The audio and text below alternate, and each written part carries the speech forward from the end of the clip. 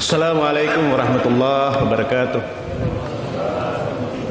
Rabbi shrah li sadri wa yassir li amri wahlul 'uqdatam min lisani yafqahu qawli. Alhamdulillahi rabbil alamin wassalatu wassalamu ala asyrafil anbiya'i wal mursalin sayyidina Muhammadin wa ala alihi washabbihi ajmain. Amma ba'd. Alhamdulillah, pada kesempatan yang berbahagia ini kita masih diberikan nikmat oleh Allah Subhanahu wa taala untuk sama-sama melaksanakan ibadah salat berjamaah, salat bersama. Alhamdulillah. Tentunya juga salawat dan salam atas junjungan yang mulia dari Muhammad sallallahu alaihi wasallam yang dengan perjuangannya kita bisa menikmati indahnya Islam. Ya, pada kesempatan siang hari ini saya diberikan amanah oleh panitia untuk membawakan kultum. Mudah-mudahan apa yang saya sampaikan akan menjadi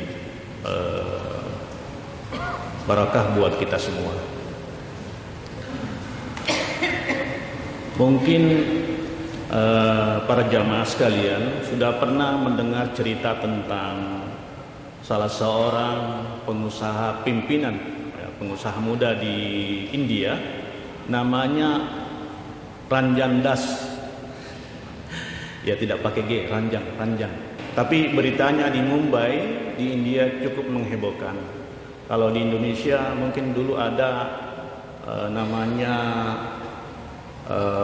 pembawa acara kesehatan Rian Tamrin. Yang tiba-tiba meninggal mendadak. Kalau Rian Tamrin itu meninggal mendadak ditengarai karena sakit mah. Ya. Kalau Ranjan Das ini itu ceritanya seperti ini. Jadi pagi-pagi setelah olahraga fitness, dia mengeluhkan nyeri dada. Umurnya masih muda, 42 tahun. Dibawa ke rumah sakit dan qadarullah tidak tertolong nyawanya. Beliau penggiat kesehatan. Semua pola hidup sehat dia terapkan. Dia menjaga berat badannya ideal. Dia menjaga pola hidupnya, pola hidup sehat, makan minum dijaga. Ya, karena namanya pimpinan perusahaan, ya tentu apapun untuk memenuhi hidup sehat tadi itu bisa dibeli. Ya, kira-kira seperti itu sederhananya. Nah, untuk menjaga tetap dia bugar, sehat, dia dengan berolahraga, fitness. Bahkan menurut informasi yang saya baca bahwa beliau itu adalah termasuk atlet lari maraton. Bisa dibayangkan kalau anunya ya, betapa bugarnya kalau menurut kita. Tetapi tentu menjadi pertanyaan, kok di usianya muda 42 tahun kena serangan jantung?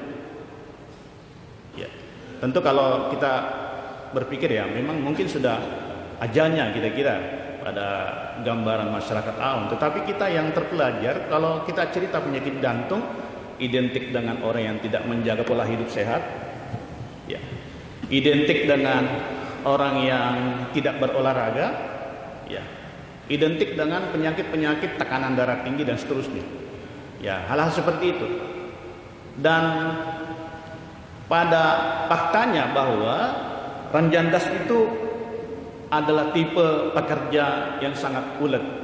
Ya, jadi dia punya ambisius, dia rasa ingin tahunya tinggi, dan memang dengan perjuangannya dia bisa mencapai semua keinginannya. Dia menjadi pimpinan di perusahaan. Ya, perusahaannya itu kalau saya tidak salah namanya SAP di Mumbai. Ya, tetapi ada satu yang kalau kita lihat di beberapa catatan dirinya, dia sering curhat begitu, bahwa dia punya waktu tidur itu hanya 4-5 jam satu hari.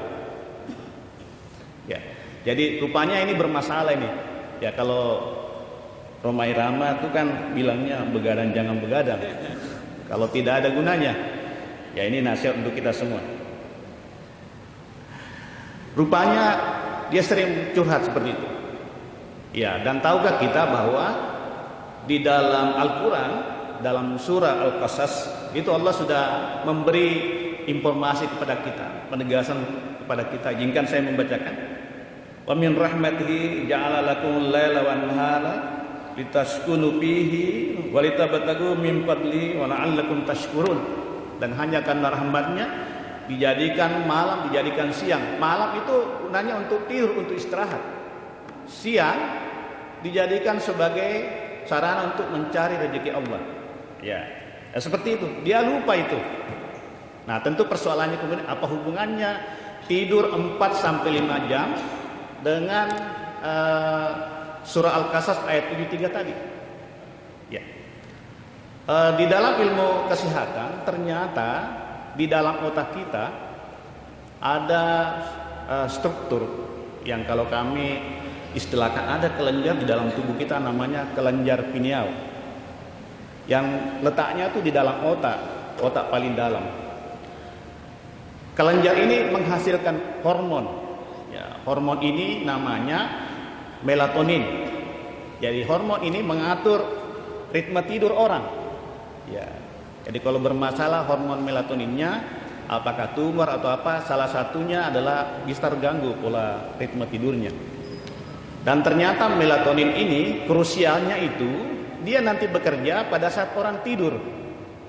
Nah, di situ persoalannya. Jadi kalau hanya 4-5 jam satu hari, maka tentu akan sulit bekerja. Karena nanti dia bekerja pada saat kita tidur. Nah, jam-jam berapa dia bekerjanya? Keluar hormon ini dalam tubuh kita. Nah, dijelaskan dalam beberapa pakar bahwa dia itu bekerja antara jam 8 sampai jam 2 dini hari. Ya, setelah itu dia tidak akan keluar lagi. Nah, tentu persoalannya adalah apa gunanya ini hormon? Kalau dia keluar apa gunanya? Kalau dia tidak bekerja apa akibatnya? Ya. Bapak Ibu hadirin yang saya hormati, ternyata hormon ini sangat unik, mengatur pertama adalah mengatur ritme tidur kita.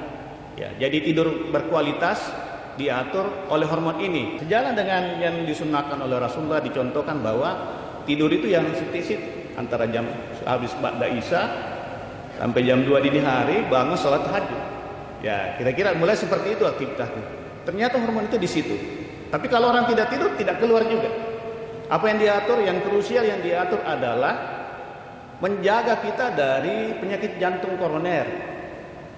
Ya. Jadi menjaga kesehatan jantung kita ternyata hormon ini. Jadi dia uniknya mengatur itu. Di samping dia mengatur tadi dengan ritme tidur, mengatur juga menjaga kita dari penyakit jantung. Ya, mungkin inilah yang terjadi pada ranjang das tadi. Ya, kemudian yang berikutnya, kalau dari penelitian lain itu disebutkan bahwa kalau orang yang tidurnya kurang dari 5 jam, ada resiko untuk terkena penyakit darah tinggi lebih dari 3 kali lipat. Jadi kalau kita kurang tidur, Bapak Ibu semua yang ibu bisa di belakang, yang tentu Bapak-bapak sekalian, ya risikonya bisa naik tekanan darah. Ya, tapi tentu juga karena dia kalau tekanan darah kan banyak ya. Salah satunya seperti itu. Jadi kita mengatur bagaimana kita tidur yang dicontohkan oleh Rasulullah Sallallahu Alaihi Wasallam. Nah, yang kedua, kalau orang kurang tidur itu di dalam tubuhnya itu ada yang kita sebut dengan bahasa kami itu mediator inflamasi. Jadi peradangan, tanda-tanda peradangan dalam tubuh kita itu banyak ditemukan meninggi pada orang-orang yang kurang tidur. Ya, yang saya masukkan itu ada namanya sitokin untuk peradangan yang kita sebut dengan tumor necrosis factor TNF alpha. Petanda radang C reaktif protein. Jadi kalau orang kurang tidur itu ditemukan meninggi dibanding dengan orang yang tidurnya cukup. Nah, tentu kalau tidur cukup kita untuk ukuran dewasa ya sekitar 7 sampai 8 jam. Ya, memang kalau cerita tentang tidur, aktivitas ini adalah paling banyak umur kita dihabiskan untuk tidur. Ya, kalau kita menghitung tidur kita mungkin kita habiskan 20 sampai 30 tahun. Ya. Saya dulu pernah diskusi dengan teman bahwa dia kritisi bahwa kenapa kita habiskan waktu terlalu lama untuk tidur. Ternyata Islam mengatur bahwa kalau Anda kurang tidur, resikonya seperti itu. Nah, kalau ini meninggi, maka tentu juga bisa menimbulkan juga penyakit radang sendi. Ya, penyakit jantung, radang sendi itu bisa semua. Meskipun juga tentu banyak faktor-faktor lainnya. Nah, tentu apalagi yang lain? Yang lain ya tentu adalah menjaga mood kita. Kalau orang kurang tidur biasanya suka marah-marah. Mohon maaf ya, meskipun itu relatif ya. Menjaga mood kita ya. Bahkan kalau tidur kita cukup ya juga tentu bisa memperbaiki memori kita terhadap apa yang kita baca ya.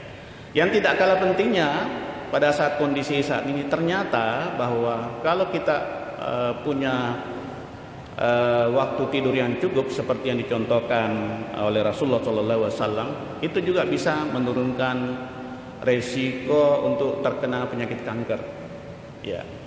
Jadi kanker yang saya maksudkan adalah tumor ya, tumor ganas, bukan kantong kering. Kalau kantong kering lain lagi persoalannya. Ya, ternyata kalau kita tidur cukup, dalam tubuh kita juga itu dibentuk yang namanya antioksidan yang menangkal bahaya kanker ini.